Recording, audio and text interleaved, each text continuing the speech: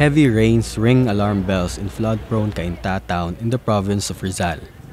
Residents of low-lying subdivisions drive their cars outside of the village and park on higher ground, while some leave for safer areas. But at the tahanang walang hagdan, in a compound at the heart of Cainta, disaster preparedness takes some other form.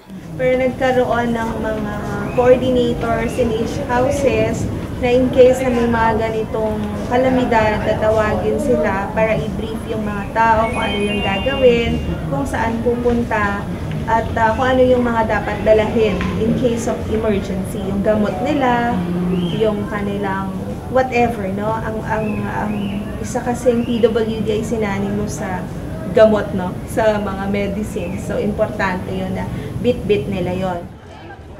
One of the first and oldest persons with disability organizations in the country, Tahanang Walang Hagdan houses 120 orthopedically impaired Filipinos and provides employment as well as livelihood to 230 more individuals, 80 to 90% of whom have problems with their mobility. It has built a second floor in one of its buildings after the deluge brought about by Typhoon Ondoy in September 2009. The entire town was virtually submerged in floodwater, including the 4-hectare PWD Haven. Nagkaroon na rin kami ng lugar wherein madaling makakapunta ang mga PWD. Kahit walang able body na magtutulak sa kanila paakyat, makakarating sila doon. So may male, female, o dito ang male, dito ang female, lahat ng mga bata sa nanay. So yun yung aming mga paghahandang ginagawa. When Ondoy unleashed its fury, floodwaters rose to panic levels in 10 minutes. Siguro hanggang dibdib, pero kasi iba-iba rin ang height ng wheelchair. May mababa, may mataas, iba hanggang dito. So, yung wheelchair kasi gagaan siya pag nasa tubig na siya.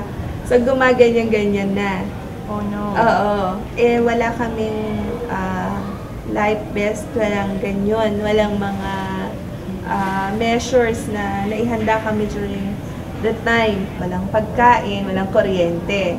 So, yun talaga yung parang nightmare sa amin. Kasi kahit pa paano mabuti yung nakakalakad, pwedeng pumunta ng banyo, makapag-linis ng katawan. Kami hindi. A group of students on an outreach program in Tahanang Walang Hagdan helped transfer more than 120 PWDs to another building that had a second floor ramp at the height of Ondoy. Ondoy destroyed almost 70% of Tahanang Walang Hagdan. The cost of the damage, 6 million pesos. Hindi na namin na-save kung ano yung mga bagay na importante. Yung aming mga kagamitan ay nasa baba lang, nakakalagay lang sa paleta, sa cabinet. Yung mga kasamahan din namin sa housing or sa dormitories, hindi rin nila akalain na papasok doon. Paggising nila ay lumulutang na ang kanilang mga kagamitan. So, yun yung time na meron kaming isang building, yung Prosthesis and Braces Center. Yun lamang ang merong second floor na may rampa. So, more or less mga 120 ang PWDs na iakyat doon. When the floodwaters subsided, the PWDs went to the municipal hall to get relief goods. They lined up like everybody else and experienced a different kind of discrimination. Nakipila kami doon, kaya lang since na halos lahat ng mga tao dito sa Cainta ay naapektuhan, nagagalit yung mga tao kung kami ay inuuna ng mga tumutulong. Kasi nga, gutom na rin siguro sila, pagod na. The Ondoy experience taught Tahanang Walang Hagdan a lot of lessons. When Habagat unexpectedly brought Cainta to its knees again last August, the organization was better prepared. Mabuti na lang at maaga yung pag-warn sa amin ng barangay, yung lahat ng able body namin ng mga, hindi naman lahat kasi yung iba malalayo din yung nakatira, yung mga nandito na able body na lalaki ay inutusang iakyat muna lahat ng mga importanteng gamit. Especially yung mga foam ng wheelchairs, mas aware na kami na pag may mga ganong pagkakataon, hindi na kailangan sabihan, kundi ihanda na nila yung sarili nila. Habagat trapped around 200 individuals inside tahanang walang hagdan when the southwest monsoon drenched Metro Manila. They still needed and asked help from the outside, but they knew what to do. Medyo nagugutom-gutom na yung mga tao kasi kulang na yung pagkain, hindi na rin makalabas kasi wala na rin tinda sa palengke.